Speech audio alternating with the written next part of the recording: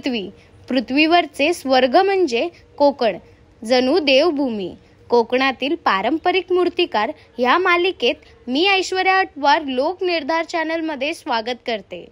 चला तर भेट देऊयात देवाला देवपण देणाऱ्या कोकणातील पारंपरिक मूर्तिकारांना. मातीला आकार देत आपल्यासाठी मोठ्या भक्तिभावाने श्री गणेशांची मूर्ती घडवणारे मालवणमधील कांदळ गावातील मूर्तिकार सत्यविजय कुंभार यांना. नमस्कार, माझं नाव सत्यविजय महादेव कुंभार, मी राहतो कांदळगावला. दादा नमस्कार. लोकनिर्धार न्यूज चॅनलमध्ये तुमचं सहर्ष स्वागत आहे. आता आपण इथे जी गणपतीसाठी जे माती वगैरे बनवायचं काम चालू आहे, तर तुमची सुरुवात ह्या गणपती मूर्तीकडे कशी झाली?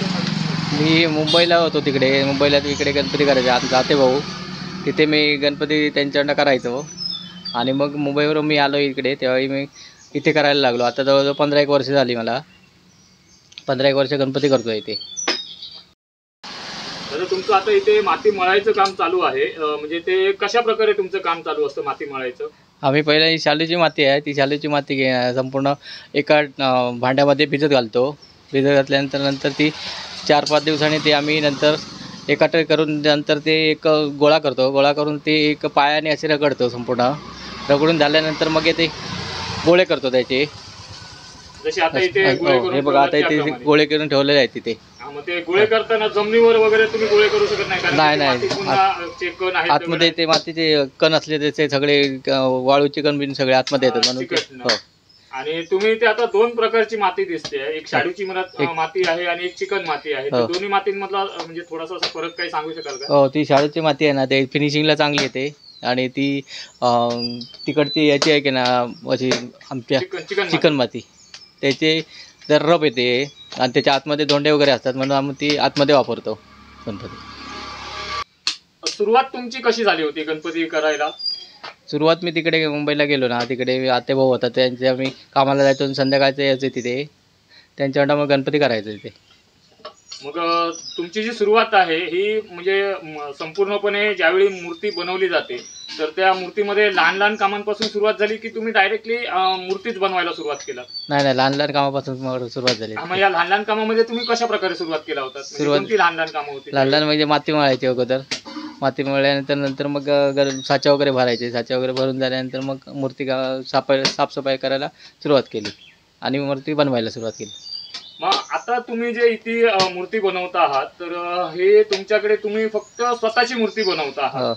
म्हणजे संपूर्ण गावामध्ये आपल्या शाळा आहेत अनेक, परंतु तुम्ही तुमची स्वतःची मूर्ती ही तुम्हीच बनवता? हो, आम्ही स्वतःची मूर्ती आम्हीच बनवतो. मग ह्या तुमची जी मूर्ती तुम्ही स्वतः जी बनवायला घेतली आहात त्याला साधारण किती वर्ष झाली? मला आता 15-1 वर्ष झाली ते बनवायला घेतले. तुम्ही बनवायला घेतले. आणि मग ही तुम्ही मूर्ती बनवत असताना तुम्हाला कोणाकोणाची मदत असते कुटुंबातून? कुटुंबातून भाऊ आहे, आम्ही 3-4 ते 4 भाऊ आम्ही एकत्र काम करतो तिथे. आणि मग तुम्हाला म्हणजे जे बाकीचं पुढचं रंगकाम वगैरे आहे मूर्तींचं, ते पण तुम्ही स्वतःच करता? हो, आम्हीच करतो स्वतः. अच्छा, बरं, तुम्ही हा गणपती म्हणजे ही जी आता तुम्ही एकच गणपती बनवता तुमचा स्वतःचा, तो तुम्ही हाती बनवता की साचा वगैरे मधून? नाही, साचा वगैरे बनवतो. साचा वगैरे मध्ये बनवता. आणि तुमच्या गणपतीच्या मूर्तीला आजूबाजूला म्हणजे असे काही बाहुली वगैरे हे काही प्रकार असतात का? नाही, आमच्या वगैरे बाहुली वगैरे काय नाही. बाहुली वगैरे काय? आणि तरी एकाच गणपतीसाठी ते पुष्कळ अशी माती आहे, शाडूची पण आहे आणि चिकन माती पण आहे. मग साधारण असं वाटतं की त्या मूर्तीची जी हाईट आहे ती जास्त असेल, तरी किती हाईट असते तुमच्या मूर्तीची? 4.5-5 फूट असते. 4.5-5 फुटापर्यंत तुमची गणपतीची मूर्ती असते. आणि एकंदरीत जर सांगायला गेलं तर ह्या तुमच्या संपूर्ण आता जवळजवळ 1 ते 6 महिना शिल्लक राहिलेला आहे. तर म्हणजे तुमचं हे काम आता सुरू झाल्यापासून साधारण तुम्हाला किती दिवस लागतात पूर्ण होईपर्यंत, कम्प्लीट होईपर्यंत? 15-1 दिवस जातात. 15 दिवसामध्ये टोटल तुम्ही पूर्ण करतो. आणि मग ज्या काही पुढच्या गोष्टी आहेत त्या सुंदर आणि चांगल्या होतात. लोकनिर्धारसाठी तुम्ही एक चांगली अशी माहिती दिलात, त्याबद्दल खूप सारे धन्यवाद. आणि लोकनिर्धार टीमकडून तुमच्या या चित्रशाळेसाठी, तुमची जी शाळा आहे वैयक्तिक आहे, स्वतःचाच गणपती तुम्ही बनवता, तर तुमच्या भविष्यात पुढील वाटचालीस आमच्याकडून तुम्हाला खूप साऱ्या शुभेच्छा. धन्यवाद.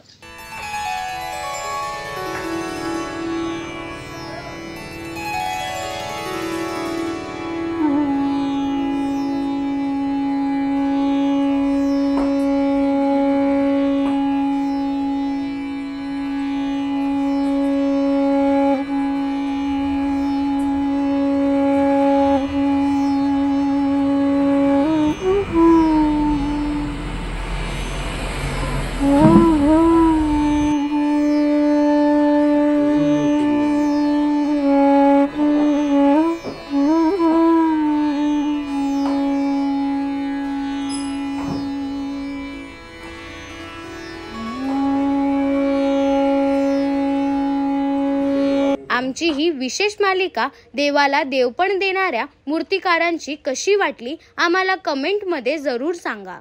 बोला गणपती बाप्पा मोरया.